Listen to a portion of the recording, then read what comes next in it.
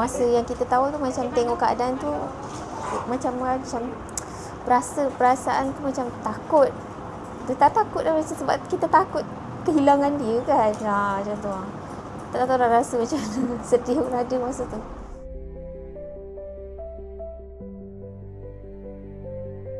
Assalamualaikum. Saya Nur Haizat bin Said. Saya bekerja sebagai rider Foodpanda. Saya on the way balik ke rumah. Memang on the way balik ke rumah lah. Biasa nak balik ke rumah. Memang saya tak ingat apa-apa kan.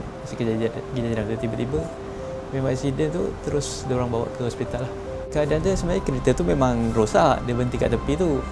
Saya memang daripada on the way daripada balik tu memang terus jalan terus langgar lah. Memang tak nampak apa.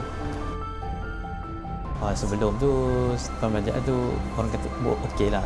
Jadi selepas insiden ni agak terbatas juga lah sebab dah tak kerja kan. So ada masalah kewangan lah kat situ. Sebab lagi-lagi anak pun baru lahir. So nak kena cover pembelanjaan tu agak susah jugalah. Setakat ni alhamdulillah lah, Mawib ada tolong lah untuk bantuan pasien. Lepas tu ada bantuan bulanan, ada bantuan kecemasan. Itulah setakat ni yang saya terima lah. Alhamdulillah saya amat bersyukur lah.